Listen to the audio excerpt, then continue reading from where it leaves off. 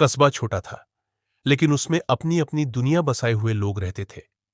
गली मोहल्लों में बच्चे कंचे खेलते, औरतें शाम को चबूतरे पर बैठकर बातें करतीं और चाय की दुकान पर राजनीति से लेकर खेतों के पानी तक हर मुद्दे पर चर्चा होती। इसी कस्बे में बीचों बीच एक विशाल हवेली थी। सफेद संगमरमर की दीवारें, लोहे के नक्काशीदार दरवाजे और ऊपर लगी सुनहरी कलश की आकृति जो दूर से चमकती थी। यह हवेली थी सेठ हरिराम की। सेठ हरिराम का नाम सुनते ही कस्बे का हर आदमी उसे पहचानता था। वो चांदी सोने का व्यापारी था और उसकी दुकान पर रोजाना बड़े बड़े सौदे होते थे। लोग कहते थे, सेठ जी का एक दिन का मुनाफा हमारे साल भर की कमाई से ज्यादा है। लेकिन पैसा बढ़ा तो उसके साथ बढ़ा सेठ का घमंड।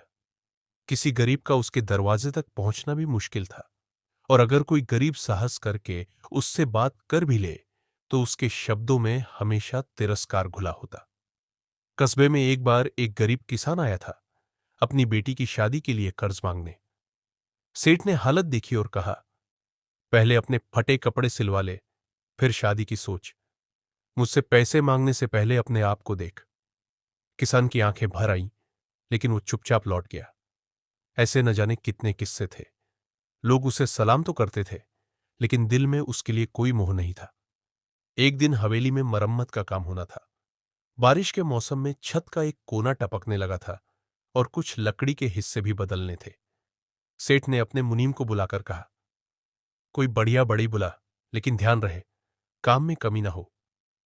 मुनीम ने कस्बे के सबसे हुनरमंद बढ़ई रघु को बुलाया। रघु मेहनती था, लकड़ी के काम में माहिर, लेकिन बेहद गरीब। उसके कपड़े साधारण, हाथ मेहनत की वजह से खुरदरे और आंखों में ईमानदारी की चमक थी। जैसे ही रघु हवेली में आया, सेठ ने ऊपर से नीचे तक उसे देखा। ध्यान रखना, सेठ ने तिरस्कार भरे स्वर में कहा, यह मेरी हवेली है, कोई झोंपड़ी नहीं। तेरे जैसे हाथों से अगर इसका एक कोना भी बिगड़ गया तो भुगतना पड़ेगा। रघु ने कुछ नहीं कहा, बस हल्के से सिर झुकाकर बोला, काम ठीक होगा सेठ जी। रघु ने दिन रात मेहनत शुरू कर दी। वो सुबह सूरज निकलने से पहले आता और देर शाम तक काम करता, लेकिन सेठ हर रोज आकर उसे नीचा दिखाता। तू ठीक से पकड़ भी सकता है आरा? तेरे जैसे लोग तो मेरे पैरों की धूल भी नहीं है। मेरी हवेली पर हाथ लगाने से पहले हाथ धोया कर। रघु सुनता रहा, चुपचाप काम करता रहा। उसे मालूम था कि बहस करने से रोटी नहीं मिलती और समय से बड़ा कोई नहीं। 2 महीने बाद हवेली का काम पूरा हुआ। लकड़ी की चमक, दरवाजों की नक्काशी और छत की मरम्मत देखकर कोई भी कह देता कि यह किसी बड़े कारीगर का काम है। लेकिन सेठ ने बस इतना कहा, ठीक है, ये पैसे ले और अगली बार देर मत करना। रघु ने पैसे लिए, सलाम किया और चला गया। ना शिकायत, ना कोई कड़वा शब्द, बस एक शांत विदाई। कुछ ही महीनों में सेठ की जिंदगी पलट गई। पहले एक बड़ा सौदा घाटे में चला गया, फिर साझेदार ने धोखा देकर लाखों रुपए लेकर भाग गया। कर्ज चढ़ा तो बैंक ने दुकान और हवेली नीलाम कर दी। धीरे धीरे नौकर चाकर चले गए, गाड़ियां बिक गईं और हवेली में किसी और का नाम लग गया। सेठ अब कस्बे के किनारे एक टूटी फूटी झोंपड़ी में रहने को मजबूर था। रिश्तेदार भी दूर हो गए।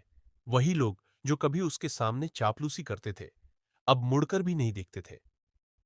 एक दिन झोपड़ी का दरवाजा टूट गया। बरसात पास थी तो सेठ ने किसी से कहा कि पास के बढ़ई को बुला लाए। कुछ देर बाद जो बढ़ई आया, उसके हाथ में एक मजबूत लकड़ी का दरवाजा था। वो था रघु। रघु ने वही पुरानी मुस्कान के साथ पूछा, सेठ जी, दरवाजा कहाँ लगाना है? सेठ की आंखें भर आईं। उसे याद आ गया, वही रघु जिसे उसने कभी पैर की धूल कहा था। वो खुद अब टूटी झोपड़ी का मालिक था और रघु के हाथों में उसकी इज्जत का दरवाजा था। सेठ ने धीमे स्वर में कहा, रघु, उस दिन मैंने तुमसे बहुत बुरा कहा था, माफ कर दो। रघु ने शांत स्वर में उत्तर दिया, सेठ जी, इंसान की कीमत उसके पैसे से नहीं, उसके व्यवहार से होती है। मैं आज भी बढ़ई हूं, पर इंसानियत में शायद आपसे थोड़ा ज्यादा अमीर हूं।